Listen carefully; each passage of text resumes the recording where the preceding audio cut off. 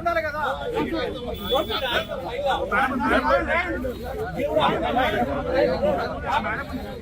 ఏంటంటే ఇది నోటీస్ తీసుకోవడానికి వస్తే భలే ఉన్నారు మీరు.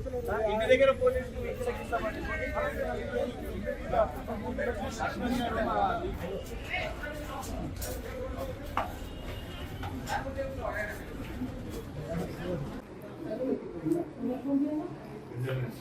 కాంగ్రెస్ పార్టీ ఎన్నికల్లో కంటోన్మెంట్లో ఓట్లు తెచ్చుకోవడానికి 6,000 ఇంద్రమ్మ ఇల్లు నిర్మాణం చేస్తామని హామీ ఇచ్చింది.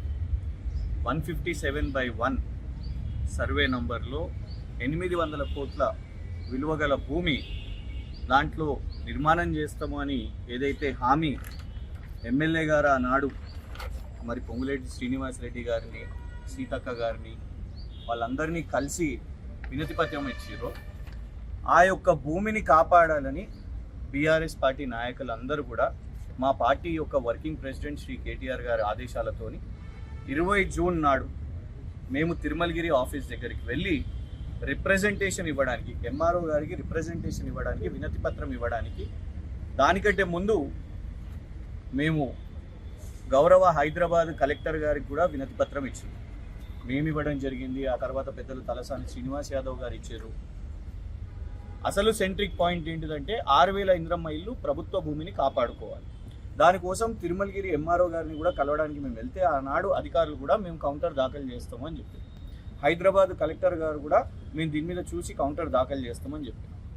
బీఆర్ఎస్ పార్టీ దీని మీద మాట్లాడిన తర్వాత కాంగ్రెస్ ఎమ్మెల్యే ఎవరి మీద అయితే ఇలా ప్రజలందరూ ఆరోపణ చేస్తున్నారో దీంట్లో 5 కోట్లు ముట్టినాయి, అందుకే నువ్వు మాట్లాడతలేవు, గతంలో నువ్వే 6,000 ఇంద్రమ్మ ఇల్లు అక్కడ కట్టిస్తా అన్నవి ఇప్పుడు ఎందుకు మాట్లాడతలేవు అంటే బీఆర్ఎస్ పార్టీ నాయకులు పెట్టిన ఒత్తిడితోని కాంగ్రెస్ ఎమ్మెల్యే కూడా కౌంటర్ దాఖలు చేస్తా అని చెప్పింది. కానీ మీరు చేసింది ఏంటిది? కౌంటర్ దాఖలు చేసిర్రా? కౌంటర్ దాఖలు చేసే బదులు ఇవాళ అక్కడికి వెళ్ళిన సీనియర్ నాయకులు, మాజీ బోర్డు సభ్యులు, మార్కెట్ మాజీ చైర్మన్ గారు అందరి మీద కూడా ఇవాళ ఎఫ్ఐఆర్ దాఖలు చేశారు. అంటే దీంతో అర్థమైంది ఏంటిది? కాంగ్రెస్ ఎమ్మెల్యే దీంట్లో ముడుపులు తీసుకున్నాడు అని స్పష్టంగా అర్థమైంది. ఎందుకంటే ఇవాళ బీఆర్ఎస్ పోరాటం చేస్తుంది. ఎవరి కోసం పోరాటం చేస్తున్నది? 6,000 ఇంద్రమ్మ ఇల్లు వస్తే.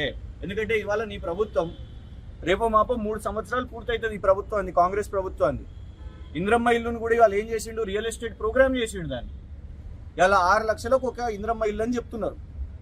అది కూడా 10,000 రూపాయలు మళ్ళీ అప్లికేషన్ కట్టాలి. గతంలో కేవలం 35 రూపాయలు కేసీఆర్ గారి ప్రభుత్వంలో మీ సేవలో కడితే ఉచితంగా సాయన్న గారి టైంలో కేసీఆర్ గారి నాయకత్వంలో ఆనాడు మడ్ఫోర్ట్ కానివ్వండి, మారేడుపల్లి కానివ్వండి, రసూల్పురాలో సిల్వర్ కంపౌండ్ కానివ్వండి, నారాయణ జోపిడి కానివ్వండి, 4 డబుల్ బెడ్రూమ్లు కేవలం 35 రూపాయలకే ఆనాడు పేదలకు వచ్చినాయి. కానీ ఇవాళ ఏం చేస్తున్నారు మీరు?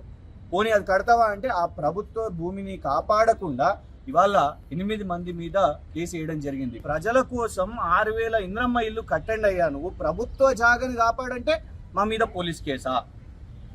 ఇవాళ అందుకే అందరం కలిసి ఇక్కడికి వచ్చి సరే మీరు వేసిర్రు, కేసు వేసిర్రు, మేమే వచ్చి నోటీస్ తీసుకుంటాం, దీన్ని ఖచ్చితంగా లీగల్గా ఎదుర్కొంటాం. ఎందుకంటే దీంతోనే అర్థమైపోయింది కాంగ్రెస్ ఎమ్మెల్యే 5 కోట్లు తీసుకున్నాడు కాబట్టి ఇవాళ మేము దీని గురించి మాట్లాడొద్దని మా మీద పోలీస్ కేసు వేసిరు. కానీ దీనికి భయపడేది లేదు. ఖచ్చితంగా ఆ జాగా వీళ్ళ ప్రభుత్వం ఇంకొక తిప్పి కొడితే 1.5-2 సంవత్సరాలు మాత్రమే.